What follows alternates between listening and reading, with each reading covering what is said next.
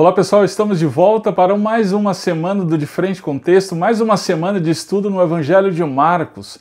Você é muito bem-vindo, você já conhece o nosso canal, é o nosso canal de estudo das Escrituras. Semana passada nós estudamos sobre a confusão que ocorreu por conta da expulsão de um demônio. E percebemos claramente que nós somos totalmente dependentes de Jesus. Mas por conta do que ocorreu naquela ocasião, quando Jesus desce do monte com Pedro, Tiago e João e a multidão está estarrecida porque os discípulos de Jesus não conseguiam expulsar os demônios, por conta dessa ocasião surgiu uma questão que foi levantada entre os discípulos de Jesus. Quem é o maior? Bom, me parece que essa é uma questão muito importante também nos nossos dias, é ou não é? Nós temos os nossos padrões de avaliação.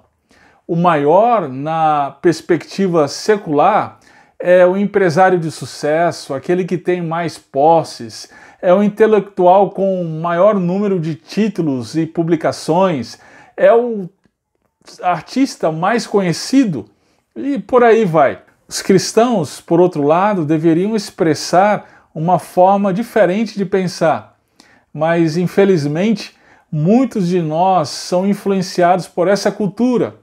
Assim, entre nós, o maior é o pastor CEO que gerencia a maior igreja em termos numéricos, é o pastor da mídia que tem até mesmo canal de TV, é o palestrante quase que onipresente em todos os congressos, é o pastor do YouTube que parece ser doutor em todos os assuntos, desde política, economia, até mesmo o campeonato da NBA.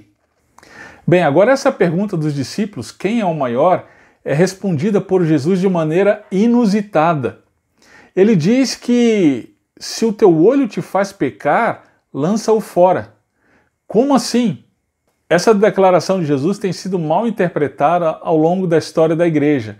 Já teve até mesmo quem disse que, de fato, deveríamos literalmente arrancar os membros se eles nos fazem pecar. Bem, nós sabemos que não é essa interpretação literal. Mas então qual é? Qual é a interpretação correta diante do ensino de Jesus, que é extremamente pertinente para nós? Esse texto, gente, me confrontou, me fez perceber mais uma vez que quanto mais nós estudamos a palavra de Deus, nós nos deparamos com o nosso próprio coração. E o que nós vemos não é muito bom. E aí nós precisamos correr desesperadamente para a cruz do nosso Senhor Jesus Cristo. Precisamos nos lembrar que quando nós estudamos as Escrituras, não estamos sobre as Escrituras. Somos como barquinhos em meio ao oceano, a vastidão do que é a palavra de Deus. Então, vem comigo e vamos juntos, vamos para de frente com o texto. Ok, vamos lá então, Marcos capítulo 9, verso 30 a 50, diz assim: E tendo partido dali, caminharam pela Galiléia e não queria que alguém o soubesse, porque ensinava os seus discípulos e lhes dizia: O Filho do Homem será entregue nas mãos dos homens e matá-lo-ão, e morto ele, ressuscitará ao terceiro dia.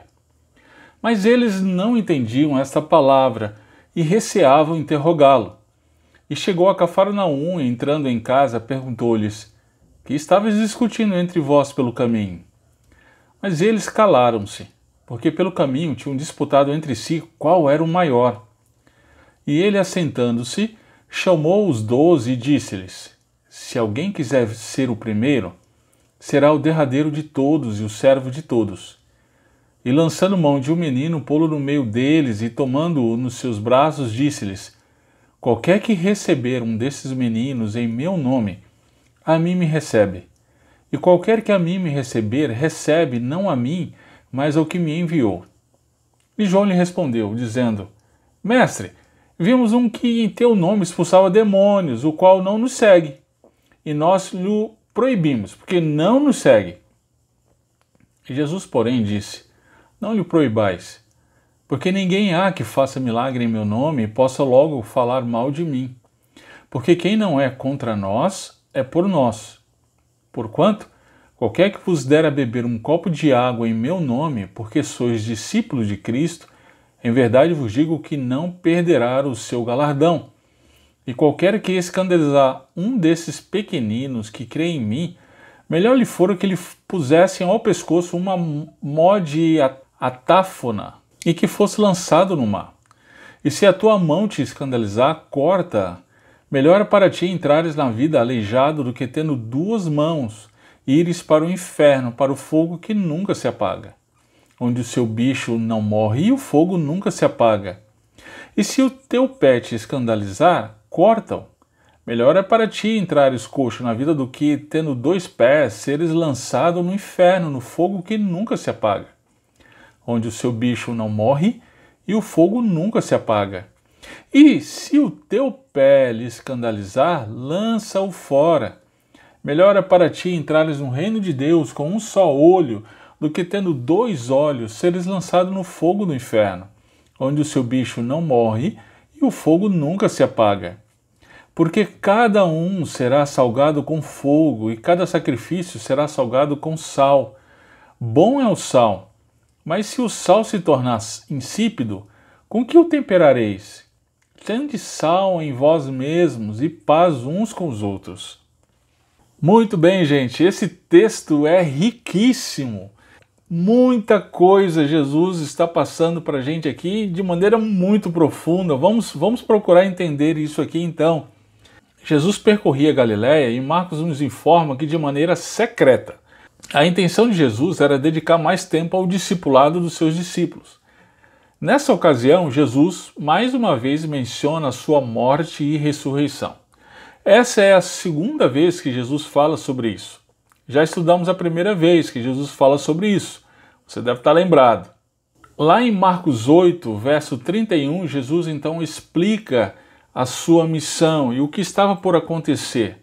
Qual foi a reação dos apóstolos diante do ensino de Jesus? Olha lá o verso 32.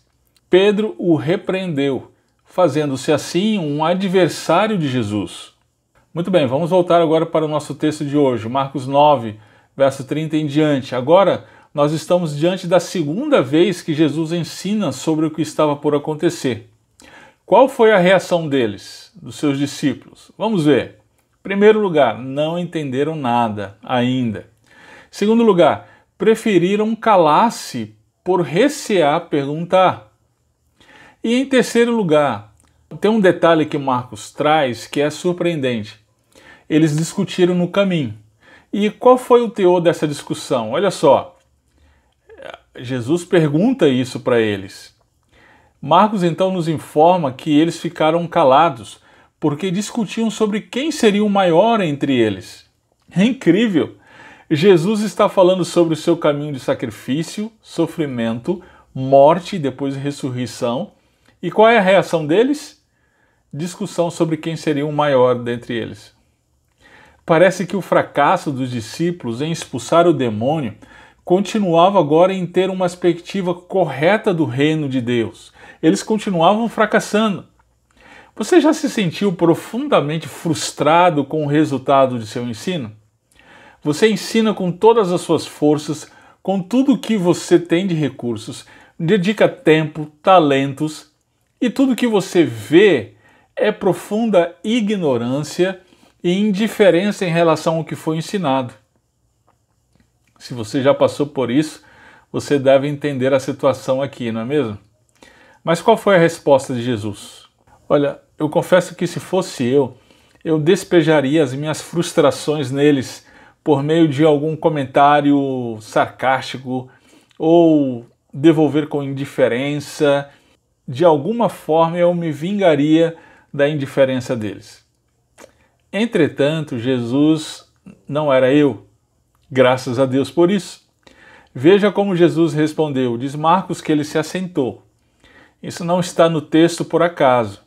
É um indicativo de que ele, como mestre, estava por ensinar a seus discípulos. Jesus era o mestre por excelência. E qual era o teor do ensino de Jesus? Vamos lá, vamos ver. Vamos organizar aqui o texto de uma maneira que a gente consiga visualizar melhor. Em primeiro lugar, veja aqui o verso 35. Jesus explica o conceito de maior e menor no reino de Deus. No mundo secularizado, o maior é aquele que é servido por todos. Isso envolve hierarquia, proeminência, privilégios. Mas no reino de Deus, o maior é aquele que serve a todos. Para ilustrar esse princípio, Jesus apresentou um menino. Uma criança é caracterizada na perspectiva do mundo competitivo dos adultos pela fraqueza, necessidade, dependência. Sendo assim, ao nos depararmos com alguém com essas características, sejam elas físicas, espirituais, nós não devemos dominá-las, oprimi-las, nos colocando de maneira superior a elas, como faziam os escribas e fariseus. Mas devemos servi-las com cuidadosa acolhida, como se estivéssemos servindo ao Rei dos Reis, ao próprio Jesus, e ao servi-lo, servimos ao Pai. É isso que Jesus está dizendo. Como isso é estranho para a nossa cultura. Estamos mergulhados em uma cultura que atende ao nosso próprio coração. Coração esse que é ávido por proeminência, primazia, distinção, privilégios. Quando nós servimos, servimos exclusivamente aqueles que podem nos trazer algum benefício. Demonstramos profunda empatia com as dores daqueles que podem nos agregar algum valor, seja financeiro, emocional ou espiritual. Somos solícitos com a miséria do outro, mas apenas quando consideramos isso como um investimento. Em algum momento isso se retornará de alguma forma. É assim que a gente pensa, não é?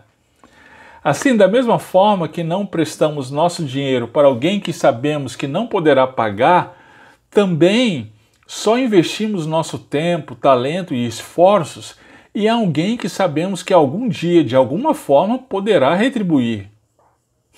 Bem-vindo ao mundo do nosso próprio coração. Mas Jesus nos abre os olhos para a realidade do seu reino. O maior é aquele que serve a todos, inclusive aqueles que não podem retribuir. Diante disso, como se já não bastasse a ignorância e a indiferença por parte dos discípulos em relação ao ensino de Jesus sobre sua morte e ressurreição, conforme a gente vê no verso 32, eles ainda reagiram de uma maneira frustrante quanto a esse ensino de Jesus. Vamos dar uma olhada lá, verso 38. Bom, diante do ensino de Jesus sobre quem seria o maior no reino de Deus, João responde a esse ensino com um comentário: Mestre, vimos um que em teu nome expulsava demônios, o qual não nos segue, e nós lhe proibimos porque não nos segue. Jesus acaba de ensinar a perspectiva do reino sobre a verdadeira grandeza, que diz respeito ao serviço abnegado, até mesmo àqueles que não podem retribuir.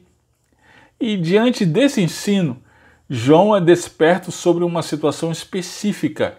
Um exorcista que não os acompanhava, mas estava expulsando demônios em nome de Cristo. À primeira vista, a pergunta não parece ter conexão nenhuma com o que Jesus estava ensinando, não é mesmo?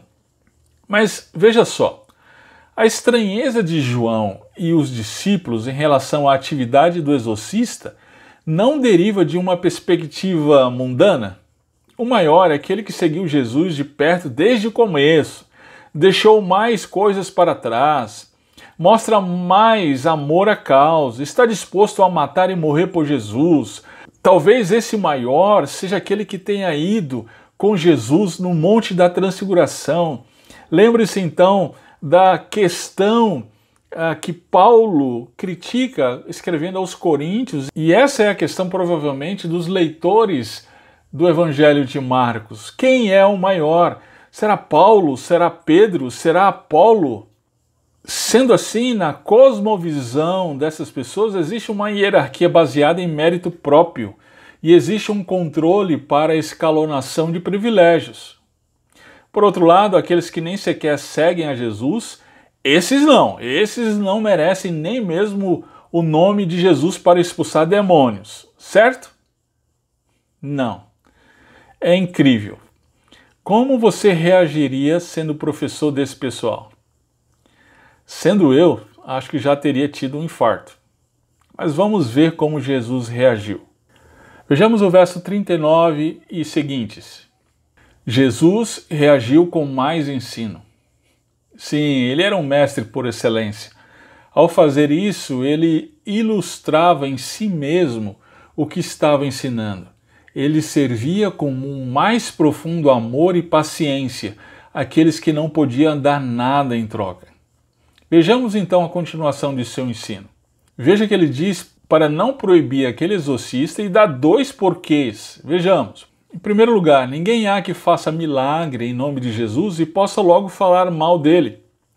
Ou seja, ninguém que faz algum milagre em nome de Jesus, isto é, de acordo com a vontade do próprio Cristo, e fale mal dele, se opondo a ele. O segundo porquê está ligado ao primeiro, mas com um detalhe. Não existe neutralidade no que tange ao reino de Deus.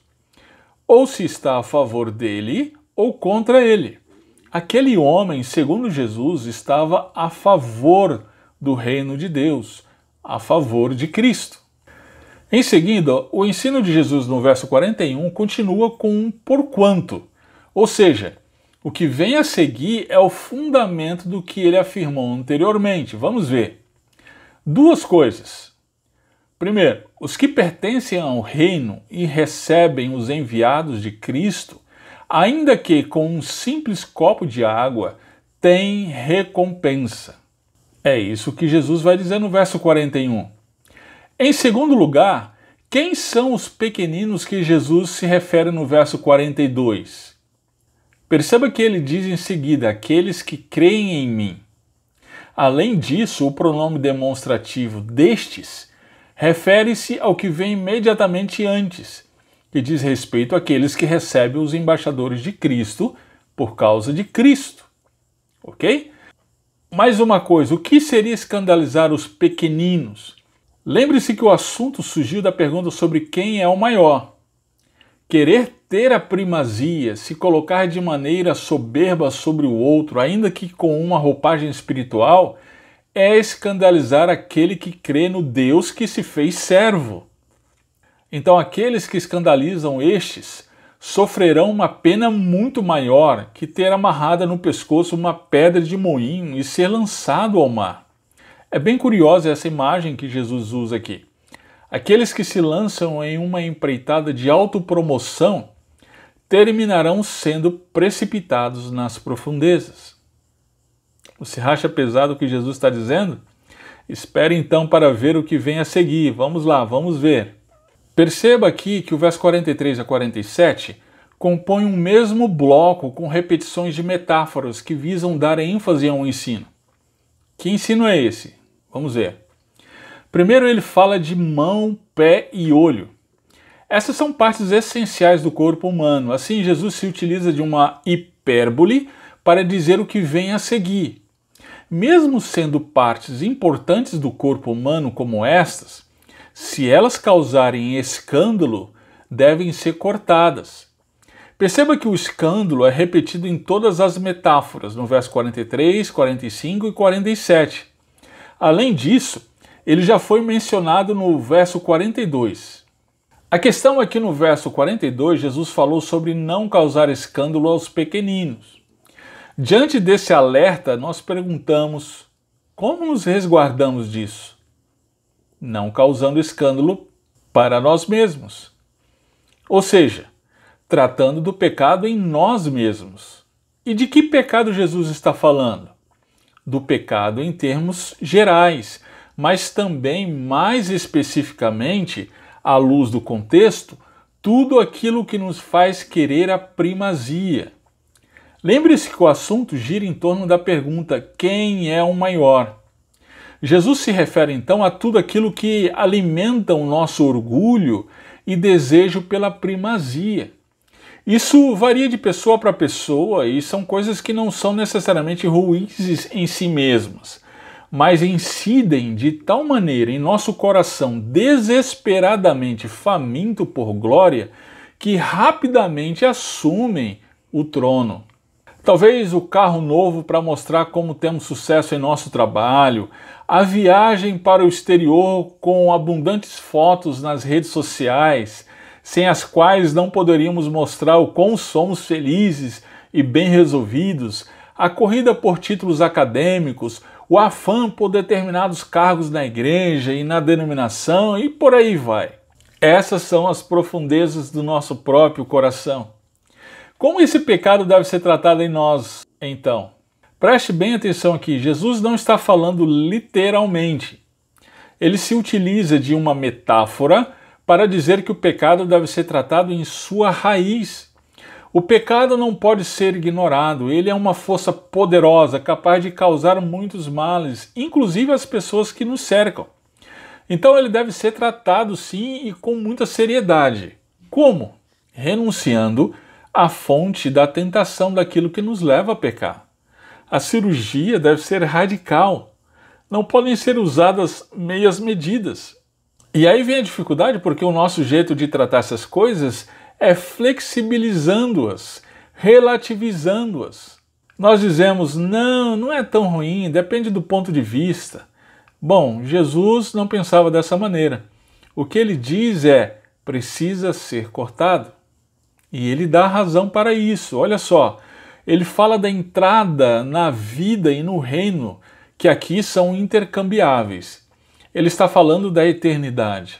Na luta contra o pecado, precisamos ter a perspectiva da eternidade. Precisamos ter em mente que a rejeição de coisas que podem nos trazer prazer momentâneo, mas que são pecaminosas, só é possível quando olhamos para a vida que está por vir, o reino de Deus que nos espera. Quanto mais amamos o reino de Deus, mais rejeitamos o pecado. E aí vem um alerta. Jesus menciona aqui o Geena. Nos tempos do Antigo Testamento, dizia respeito ao Vale de Inom, um lugar onde se fazia sacrifícios humanos a Moloque. Nos tempos do ministério terreno de Jesus, o Geena era um lugar onde se queimava dia e noite o lixo de Jerusalém. Sendo assim, isso fornecia uma imagem da realidade do inferno. E é interessante que quem está falando de inferno é Jesus. Isso vai de encontro à cultura de nossos dias, que projeta um Jesus paz e amor, que é complacente com qualquer que seja a nossa forma de pensar, sentir e agir, com exceção, é claro, daquela atitude de ser contrária às pautas sociais de nossa época, não é? Como isso é distante do verdadeiro Cristo revelado nos evangelhos, queridos. Jesus diz que o inferno é uma realidade e ele é o lugar daqueles que rejeitam o reino de Deus e amam o pecado. Por que Jesus diz isso? Ele vai explicar na sequência, vamos lá. Jesus dá 3 declarações usando a metáfora do sal, a partir do verso 49. Primeira declaração, porque cada um será salgado com fogo e cada sacrifício será salgado com sal. Essa primeira menção do sal está ligada à questão da purificação. Ele menciona o fogo e o sacrifício. Isso parece aludir a Levítico capítulo 2, verso 13, que fala do sal como elemento purificador das ofertas. E nesse contexto de sacrifício no tabernáculo, o fogo consumia a oferta. Sendo assim, considerando o que Jesus está dizendo imediatamente antes, podemos afirmar que ele se refere ao processo de santificação do crente, a luta do crente contra o pecado. Essa luta que envolve a rejeição das fontes que nos levam ao pecado, lembre-se da metáfora da mão, pé e olho, implica em aflições. Essas aflições têm o potencial de nos purificar. A segunda declaração está no verso 50. Nessa segunda menção, Jesus refere-se ao sal como agente que traz sabor aos alimentos. Uma vez que os crentes no Senhor são constantemente purificados, eles têm sabor em si. Eles são diferentes dos incrédulos. Sua forma de pensar, valores, atitudes são muito diferentes do mundo. E a última declaração em relação ao sal é: tende sal em vós mesmos e paz uns com os outros. Ou seja, que esse processo de santificação constante seja uma realidade em vocês de tal maneira que a diferença entre vocês e o mundo seja notória. E qual seria então o resultado? Olha que incrível! Paz uns com os outros. Não é paz com o pecado, não é paz com as trevas, é paz entre os crentes. É muito significativo notarmos que o ensino de Jesus iniciou-se com a discussão dos discípulos sobre quem seria o maior. A origem das discussões, divisões, brigas entre nós está em nosso coração, que é ávido pela primazia. Somente um coração transformado e constantemente aos pés de Cristo em santificação pode incidir na verdadeira paz com o outro. Muito bem, tendo dito isso, a grande ideia desse texto, em poucas palavras, é: Jesus ensinou que o maior é aquele que serve. Esse que serve se dedica com cuidadosa acolhida aos pequeninos. Para isso é necessário um caminho constante de renúncia do pecado com vistas à eternidade, tornando-se cada vez mais diferentes do mundo e tendo paz uns com os outros. Jesus ensinou que o maior é aquele que serve. Amém. Muito bem, vamos pensar em algumas coisas muito específicas direcionadas a nós. É isso aí, gente. Nesse texto, Jesus nos ensina algo que nós insistimos em deixar de lado ou considerar apenas na teoria. O maior é aquele que serve. Diante disso, a gente precisa pensar em algumas coisas. Em primeiro lugar, nós somos tentados por conta do nosso coração pecador a servir ao Senhor, sim, mas muitas vezes com a motivação errada. Nós caímos no erro de querer fazer sempre o melhor, não porque Deus merece o melhor, mas para sobressair ao trabalho do nosso irmão. Nos comparamos o tempo inteiro e sempre queremos nos distinguir do outro. Assim, não basta ser bom, eu tenho que ser o melhor. Não basta ser um bom pregador, eu tenho que ser um melhor, o maior pregador. Não basta ser um bom músico, eu tenho que ser um melhor músico. Não basta ser um conselheiro, um escritor, eu tenho que ser sempre o melhor, o maior. O tempo inteiro nós fazemos coisas para Deus com essa motivação no coração e no fim de tudo nós ainda dizemos: realmente, Deus deve estar muito orgulhoso do seu maior servo, não é mesmo? Queridos, nós precisamos avaliar o nosso próprio coração todos os dias. Qual é a motivação que eu, você, nós temos tido para procurar cursos de graduação ou pós-graduação, por exemplo? Será que é para servir melhor com os nossos talentos ou para ser o melhor, para ter o destaque? Qual motivação nós temos tido para ter aquele cargo na igreja ou na denominação?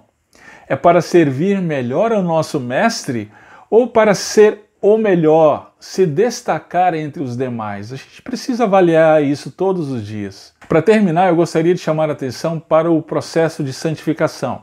Nós já somos santos, declarados santos, por causa do sacrifício de Cristo Jesus. Acontece que enquanto nesse mundo nós somos aperfeiçoados todos os dias de acordo com o caráter de Cristo. E que luta nós travamos contra o pecado do nosso próprio coração todos os dias, não é?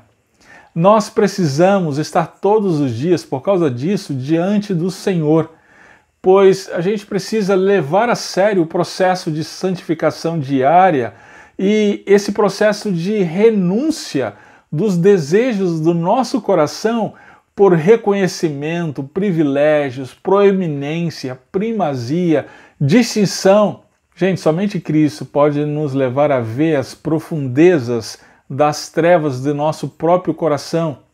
E uma vez visto, que corramos em súplica pela transformação que somente o nosso Senhor, o nosso Mestre, pode operar em nós.